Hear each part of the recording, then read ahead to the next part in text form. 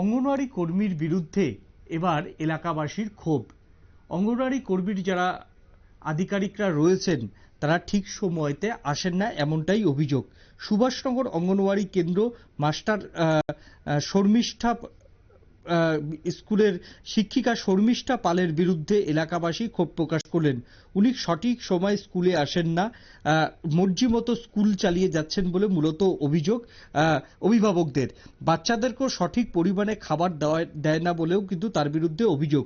স্কুলের ভিতরে ডাল ডিম এগুলি সমস্তটাই নষ্ট হচ্ছে বলে কিন্তু আজকে অভিভাবকরা কিন্তু অভিযোগ দায়ের করেন।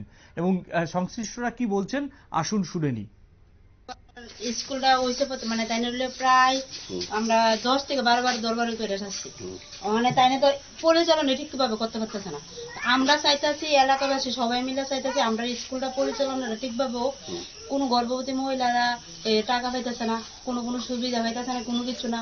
তাই নিয়ে কোনো মানে আমরা কোনো সুযোগ সুবিধা দিতেছে না, পোলা মানে কোনো পড়ালেখা হইতেছে না, কোনো স্টুডেন্ট হইতেছে না। একটা স্কুল তো এইভাবে হয় না।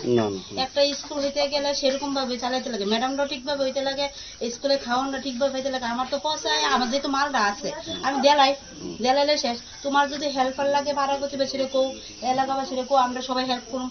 আমরা হেল্পও চাও না, তুমি নিজের মনে কইরা তুমি মাল দিলাও, নিজের মর্জির মতো তুমি তালা দো, মর্জির মতো তুমি যাও, তোমার মর্জির মতো আয়ো। তো এটা তো সরকারি মানে স্কুল, এটা তো আমার মর্জির মতো হতো না, আমার তো বেতন দেয়। তা আমার যেহেতু বেতন দেয় আমি বেতন অনুযায়ী আমি কাজ করুন। হয়তো আমি ডিউটিটা ঠিকভাবে পালন করলে করুন, নাইলে আমি এটা সাইরা দিব, স্যালেন্ডারের জন্য। কিন্তু তাই নেরে অনেক সুযোগ দেওয়া হয়েছে। এমনকি আমরা উপর মহল থেকে অনেক সার আইছে, আমরা অনেক মানে এলাকাবাসী মিলে অনেক তাদের বিরুদ্ধে হয়েছে, আমরা বুথ পেছনে কাউন্সিল মানে সব আইছে, মানে তাই আমরা কিঞ্চিত মাত্র ঠিক করতে পারলাম না, মানে তাকে মজিমাটুকুই চলছে। তো আমরা ওখানে আমরা একটি অভিযোগ যে আমরা এরকম ভাবে স্কুল আছে, আমরা তাহলে আমরা সরকারের কাছে এতটুকু আবেদন, আমরা স্কুল বন্ধ করে দেব, আমরা লাগতো না, যেহেতু পরিচালনা দেন তারা কোনো স্টেপই নিতেছে না। আমরা একের পর গেছি, যেন আমরা যাও না, এনো আমরা গেছি, যেন আমরা কথা করে এনো কথা কইছি, তারাই আমরা 7-5 বুঝাই দিয়ে যাবা। আজকে এরকম করলে তো আমরা বাচ্চারা যাতে ঠিকভাবে খাওয়ানোই না পা, তাহলে সরকারি স্কুল থাকতে কি লাভ? আমার সরকারি স্কুল লাগতো না। যদি আমরা দেন সবাই ঠিকভাবে পরিচালনা দেন, তাহলে স্কুল রাখেন, আর নাহলে আমরা স্কুল বন্ধ করে দেন।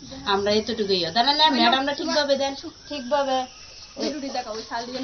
এটা স্কুল খুললে দেখবো। তাই না আপনি দেখেন ওখানে দেখে এরকম ভাবে তো একটা স্কুলের ভিতরে একটা পচা ডিম, পচা চাল, পচা সবকিছু, এটা তো আমরা কারো কিনা না, সরকারে দেয়। তো আমরা সরকারের মালটা দিলে তাই দিতে তো কোনো অসুবিধা নেই। তো তাই সরকারের মালটা পচাই বকিলে এই সাহস তাই কে দিছে? তাই না এই সাহস কে দিছে? বা তাই না এই সাহস করতে পা?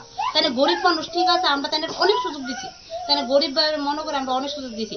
আমরা আজকে 3-4 বছর ধরে তাই আমরা যুদ্ধ করতেছি। তো আমরা তো মানুষ না, আমরা কত যুদ্ধ করুন তাই আমরা পক্ষে এতটুকুই কথা, আমরা যে আমরা আর পাত্তা একেবারেই অভিভাবকরা কিন্তু ক্ষোভে ফুঁসছেন এবং সরকারি আধিকারিকরা, দপ্তরের আধিকারিকদের কিন্তু দৃষ্টি আকর্ষণ আজকে করলেন অভিভাবকরা এবং কেন্দ্রটিতে তালা পর্যন্ত লাগিয়ে দিয়েছেন গ্রামবাসীরা।